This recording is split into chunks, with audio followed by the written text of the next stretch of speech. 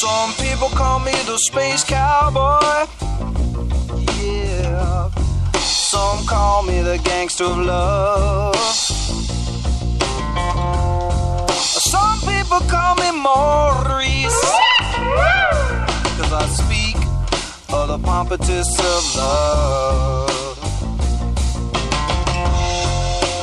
People talk about me, baby.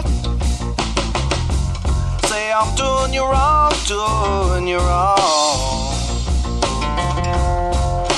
Well, don't you worry, baby, don't worry, 'cause I'm right here, right here, right here, right here at home. 'Cause I'm a picker, I'm a grinner, I'm a lover, and I'm a sinner. I play my music in the sun.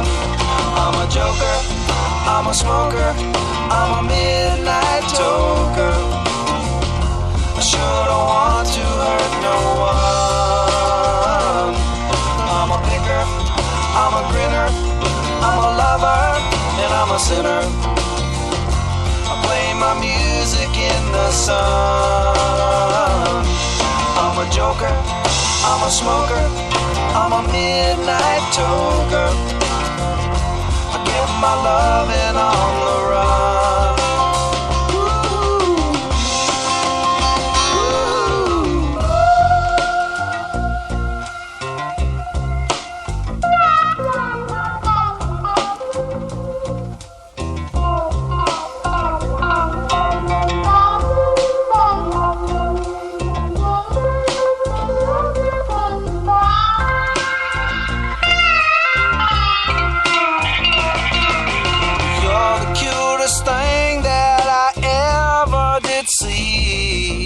I really love your beaches, wanna shake your tree.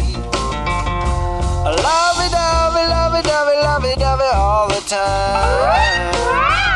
Ooh, yeah, baby, I sure show you a good time. 'Cause I'm a picker, I'm a grinner, I'm a lover, and I'm a sinner. I play my music in the sun. I'm a joker, I'm a smoker, I'm a midnight toker. I get my loving on the run.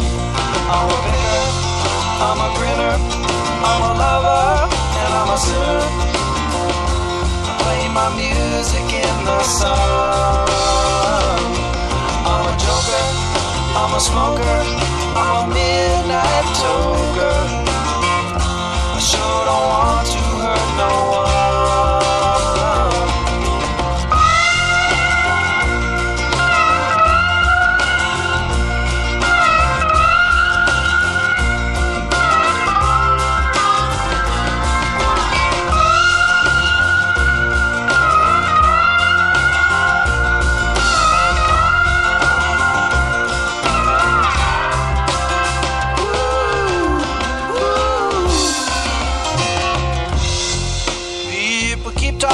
About me, baby.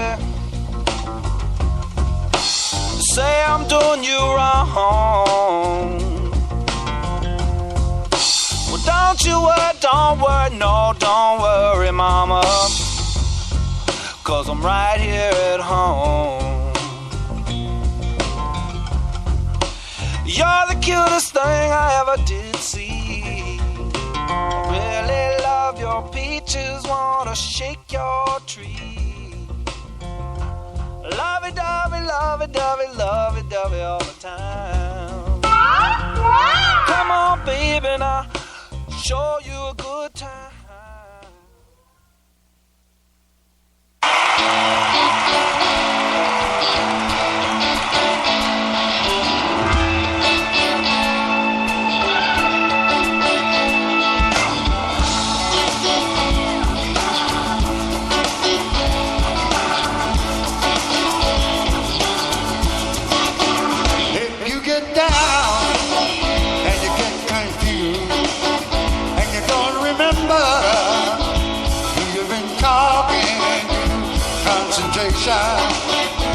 Slips away, 'cause your baby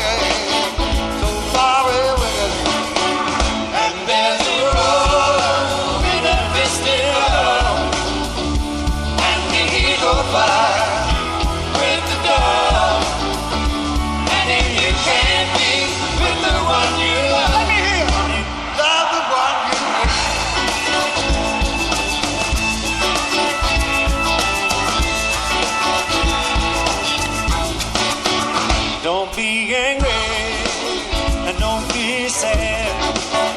Don't sit around crying. All right, ready. Talking. All right, we're back. James Taylor, Charles Benjamin. Episode number 399, Half Cocked. We continue with our guest, Tim Beck. We left off at, we talked about a bunch of other stuff I want to talk about now. But we're at Tom Leonard. We were talking a little bit about the licensing. We'll come back to the Attorney General and some of that stuff. But, we as Michigan moves forward, it's some really exciting times. We know with the last year, the state has moved forward, invested a lot of money and resources into developing a tax-based regulatory system for marijuana. People anticipate there's going to be like stores that have supplies of marijuana they can go into and buy for cannabis purposes. And it's really Doesn't that already exist? Infrastructure for the legalization for patients. around the corner. But just on the medical marijuana, Tim, what do you think about what's happening right now? Do we see a lot of denials, a lot of applications, a lot that are pending, a lot of seemingly unclear, maybe even capricious and suspicious reasons of why people are being denied? Is this what was intended by the legislature? Do you think this is political? Do you think it'll be different at any point in time, or do they have to scrap the whole program and start over? Well, keep in mind, this was bill. I would say if you're going to give credit to any one individual for getting that through, it's Rick Jones. This is Rick Jones's bill, and when our effort, it was a great plan. Back in 2014, it failed, and that was it was because of Mike Bouchard and his cop pals. They sunk that one. It's horrible. Yeah, and so, Rick Jones, he's a pretty much of a law and order guy. He's a former sheriff for years, and he prefers regulation. And over time, he was actually converted to the fact that marijuana does have health benefits. He never believed that, but he heard enough from people that it convinced him that it was real. And so he said, wait a minute, we can't. He didn't like this caregiver system. He didn't like any of that stuff. So he decided we're going to have a regulatory model. We're going to have clean people in there. We're going to get rid of the crooks. And what he did, in fact, I even wrote I read a column for this MMM Report magazine. I even wrote about Jones. And because I know him pretty well, we have a cordial relationship. And what he did, he said the first thing that he did after things failed in 2014, he sat down with every cop in the world, and he was very patient with them. He was able to talk their language. He sat them down. You tell me what you guys want, to make it safe. And then, of course, they threw out the whole laundry list. And, well, it wasn't good enough for Mike Bouchard, but Michael, he lost that one. And Jones famously said, "Too late, Michael. It's over." But you got to. It was basically created by law enforcement. So what they did, they put every bell and whistle in there to weed out bad apples. And, of course, they made it very complex. And, I mean, it's the equivalent of an anal exam. The tax reports and everything. The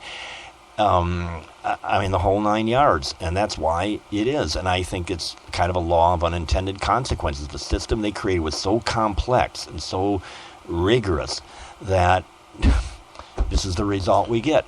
And it's difficult not just to get through, but it's limiting because not that many people actually qualify, and they're looking. Seemingly they're looking for reasons to find people not in now.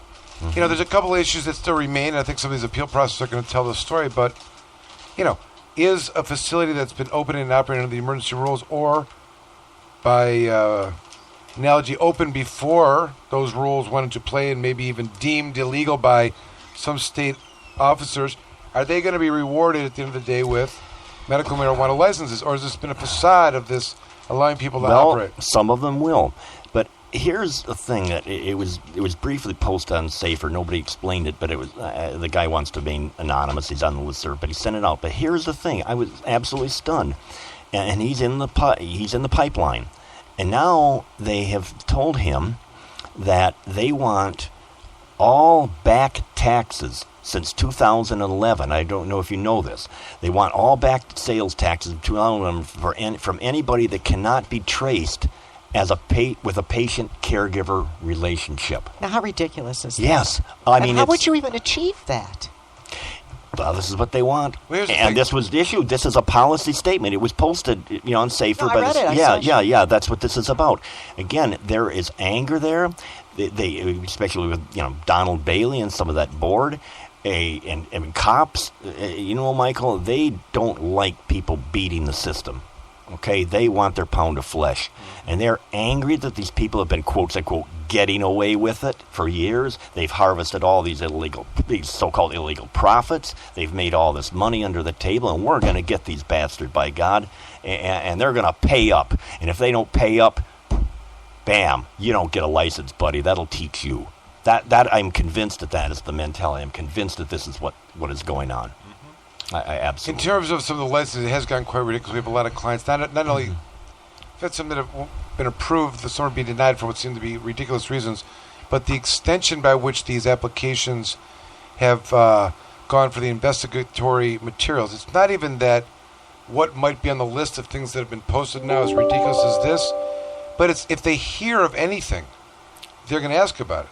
Yes. I mean, I could tell you stories of how deep it goes, listening to 10 or 15-year-old recordings from a jail call from someone's, son that was in jail that they, some just weird deep stuff. But putting all that aside, the real question is, we know that this is not, it is what it is. It's a very highly regulated, over-regulated system.